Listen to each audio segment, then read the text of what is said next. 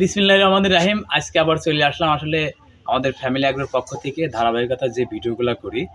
আগের দিনকে একটা ভিডিও দেখাইছিলাম যে কৃষির যে কাজগুলো আসলে যে ধনিয়া যে কিভাবে রোপণ করব আমরা তার প্রসেসিংটা আসলে জৈব সার দিতে পারি না, সেই জৈব সারের কার্যকারিতা যে অল্প পরিমাণ দিয়ে যে পুরা জৈব সারের কার্যকারিতা হবে সেভাবে আসলে আমরা আজকে আবার কালো জিরা, যেটা কালো জিরা রোপণ করবো, সেই কালো জিরার একটা পদ্ধতি দেখাবো। অবশ্যই যদি আপনারা আমাদের সাথে থাকেন, পুরো ভিডিও দেখেন, অবশ্যই ভালো কিছু শিখতে পারবেন, দেখতে পারবেন। যেমন কালো জিরা, এই কালো জিরা কিন্তু আসলে এমনিতে যদি বইতে রোপণ করা হয়, এটা 10 থেকে 12 দিন ছাড়া কিন্তু এটা গ্যাস বের হয় না। মানে 10 থেকে 15 দিন পরে কিন্তু এটার ওই নালি গ্যাস বের হবে আপনি যখন বইতে রোপণ করবেন, তার 10 থেকে 15 দিন। এখন আমরা চাচ্ছি যে 3 থেকে 4 দিনের মধ্যে 3 থেকে 4 দিনের মধ্যে এই কালো জিরাটা রোপণ করার পরেই যেন গ্যাস বের হয়ে যায়। এটাতে যেন 3 থেকে 4 দিনের মধ্যে গাছ বের হয়ে যায়, এটা আমি প্রমাণিত। কারণ আমি এটা যখন আমি ধনিয়া বুনছি, ধনিয়া কিন্তু 6 থেকে 7 দিন লাগে, আমার কিন্তু 3 দিনের মধ্যে জ্বালাই গেছে। এই জন্য এই পদ্ধতিটা অবশ্যই দেখাবো, আপনারা দেখেন। এটা আছে কালো জিরা, আর এখানে আছে আমার যে জৈব সারটা, যেটা আমার জৈব সারটা আমি নিজে হাতে বানানো, সেই সারটা।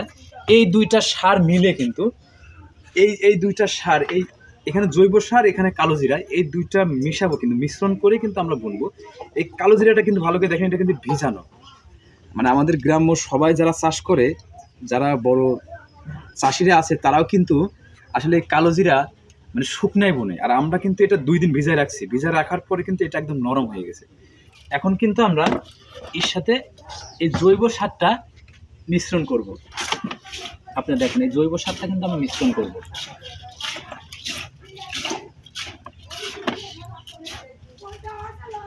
এটা মিশ্রণ করলে কি হবে, মিশ্রণ করলে এটা যেমন ভিজা আছে মাটিতে, যখন আপনি থাকবে 10 থেকে 15 দিনের মধ্যে কিন্তু এটা মাটির রসে ভিজবে, তারপরে কিন্তু জ্বালাবে। আর এটা কিন্তু আমি টোটাল মিলেই 2 দিনের মধ্যে ভিজাই নিয়েছি, মানে এর একদম পরিপূর্ণ ভিজে গেছে। এটা তো অনেক দিন থাকে, শুকনা থাকে, এটা ভিজে গেছে। ভিজে যাওয়ার পরে যখন আমি এই জৈব সারটা মিশাচ্ছি, এই জৈব সার দেওয়ার কারণ যেটা, ওর যে কার্যকারিতা, এই জৈব সারটা কিন্তু এর সাথে মিশ্রণ হয়ে যাচ্ছে। মিশ্রণ হয়ে যাচ্ছে, আপনি এই জৈব সারের যে কার্যকারিতা, সেই জৈব সারের কার্যকারিতা কিন্তু ও এমনিতেই পেয়ে যাচ্ছে, কারণ ওর গার সাথে এই জৈব সারটা লেগে আছে। পুরা বইতে যে জৈব সারটা দিব, তার কার্যকারিতা কিন্তু এই 1 কেজি জৈব সার দিয়েই হয়ে যাবে। আমরা কিভাবে মিশ্রণ করি সেটা দেখেন, লাস্টে কিছু কথা বলবো ইনশাল্লাহ, আমাদের সাথে থাকুন।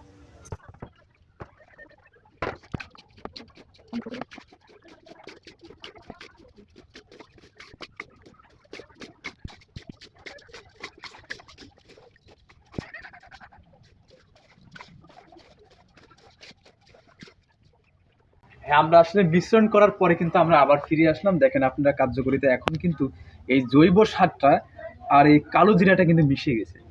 যখন আমি রোপণ করব, আপনি নিজের থেকে দেখেন, আমি কিন্তু প্রমাণ করার পরে কিন্তু আমি এটা দেখছি। মানে আমি বেশিরভাগ বোনার পরে যখন যেটা রোপণ হয়েছে, মানুষের জমির চেয়ে আমারটা কিন্তু আগে গ্যাস বের হয়েছে।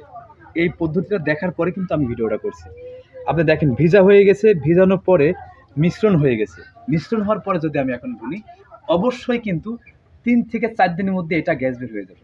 আর মূলত সাধারণত এই কালো জিরা 10 দিন ছাড়া এটার গ্যাস বের হয় না। রোপণের পরে 10 দিন লাগবে সর্বনিম্ন, বইতে যত প্রকার থাকুক, আপনার মাটি ভালোই থাকুক, তারপরেও কিন্তু আসলে 10-12 দিন লাগবে গ্যাসটা বের হতে। এই জন্য আমরা এই পদ্ধতি দিলাম। এই পদ্ধতির মাধ্যমে কিন্তু আপনারা নিজেরা চেষ্টা করতে পারেন। ইনশাল্লাহ সবাই ভালো থাকবেন। আশা করি আমাদের এই পদ্ধতি মেনে আপনারা যদি এটা রোপণ করেন, অবশ্যই আপনারা উপকৃত হবেন। ধন্যবাদ, সবাই ভালো থাকবেন।